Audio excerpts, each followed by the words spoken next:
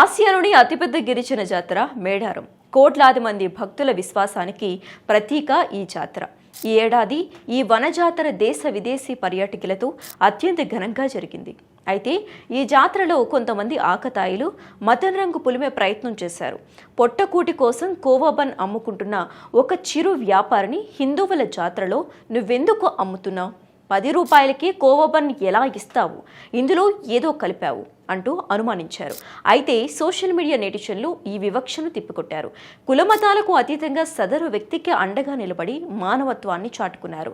విద్వేషాన్ని ప్రేమతో చేయించారు. దీంతో అసలేంటి కోవాబన్ వివాదం, ఆ వైరల్ వీడియోలో ఏముంది, ఆ వ్యాపారికి మద్దతు ఎందుకు లభిస్తోంది అనేది నెట్టింట్లో హాట్ టాపిక్గా మారింది.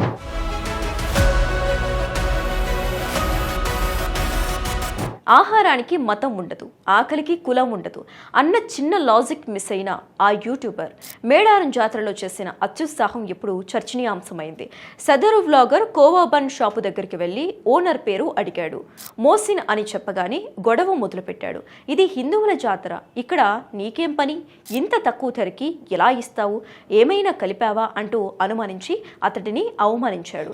కష్టపడి సంపాదించే ఒక చిన్న వ్యాపారిని ప్రోత్సహించాల్సింది పోయి వ్యూస్ లైక్స్ కోసం అతడిని బహిరంగంగా ప్రశ్నించడం అతని ఆత్మగౌరవాన్ని దెబ్బతీయడంతో నెటిజన్లను ఈ వీడియో కదిలించింది. ఈ వ్యాఖ్యలు కేవలం అతన్ని మాత్రమే కాదు, తక్కువ లాభంతో నిజాయితీగా జీవనం సాగించే శ్రమజీవులందరినీ అవమానించటమేనని సోషల్ మీడియాలో పెద్ద చర్చ జరుగుతోంది. అంతేకాదు ఆ వ్యాపారికి సోషల్ మీడియా సపోర్ట్గా నిలిచింది. చిరు వ్యాపారులను ఇలా వేధించడం సరికాదు అని రియాక్ట్ అయ్యింది.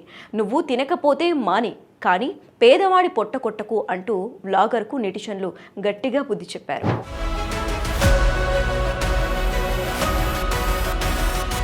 సాధారణంగా పెద్ద పెద్ద రెస్టారెంట్లో బై 1 గెట్ 1 పెట్టినప్పుడు, భారీ డిస్కౌంట్ అనౌన్స్ చేసినప్పుడు ఎవరూ వెళ్ళి ఎందుకు ఇంత తక్కువకి ఇస్తున్నావు అని నిలదీయరు. కానీ ఒక చిరు వ్యాపారి తక్కువ ధరకే కడుపు నింపుతుంటే మాత్రం కుట్రలు ఆపాదించడం సమాజంలోని ద్వంద్వ ప్రమాణాలను సూచిస్తుందని నెటిజన్లు ఫైర్ అవుతున్నారు.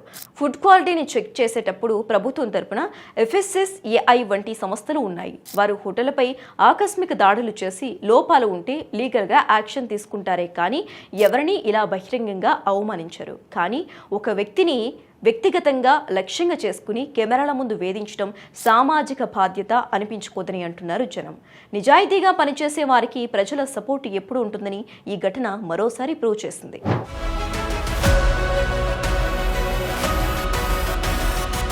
ఈ సంఘటన తర్వాత అనేక మంది ముందుకు వచ్చి ఆ వ్యాపారికి ఆర్థికంగా సహాయం చేస్తున్నారు. కొంతమంది సోషల్ మీడియాలో సపోర్ట్ చేస్తూ పోస్టులు కూడా పెడుతున్నారు. అదేవిధంగా ఆయనకు అండగా ఉంటూ ఫోన్పే నెంబర్ ఇస్తూ ఆర్థికంగా సాయం చేయాలని కోరుతున్నారు. మొత్తం మీద ఈ సంఘటన 2 తెలుగు రాష్ట్రాల్లో వైరల్గా మారింది. ఇక ఆ చిరు వ్యాపారి సొంతూరులో కూడా ఆయనకు మద్దతు లభిస్తోంది. గ్రామంలోని ప్రజలు అండగా నిలుస్తూ వీడియోలు రిలీజ్ చేస్తున్నారు. ఇదే క్రమంలో మాజీ మంత్రి పరిటాల సునీత కుమారుడు, Dharmavaram TDP incharge Paritala Sriram social మీడియాలో ఆ వ్యాపారికి తన మద్దతును తెలియజేశారు. ఆకలికి కులం ఉండదు, ఆత్మ గౌరవానికి మతం ఉండదు, కష్టపడి పనిచేసి కుటుంబాన్ని పోషించుకునే ప్రతి ఒక్కరిని గౌరవించాల్సిన బాధ్యత అందరిది అని తెలిపారు. ఒక కోవాబన్ అమ్ముకునే పేద వ్యాపారి జీవితాన్ని ఇలా రోడ్డుపైకి లాగడం దారుణమన్నారు. యూట్యూబ్ వ్యూస్ కోసం ఇలాంటి పనులు చేయటం మంచిది కాదని హితవు పలికారు. సోషల్ మీడియాలో వలీకి లభిస్తున్న మద్దతు మానవత్వం ఇంకా బతికే ఉందని సూచిస్తుందని కూడా తెలుస్తోంది. అదే సమయంలో నంద్యాల ఎంపీ భైరెడ్డి శబరి కూడా వలికి అండగా నిలిచారు.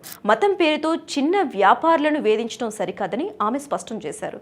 మొత్తానికి ఈ వివాదం తర్వాత వలి షాపుకు డిమాండ్ పెరిగింది. చాలా మంది కావాలని వెతికి మరీ అక్కడికి వెళ్లి కోవాబన్ కొనుక్కుంటున్నారు.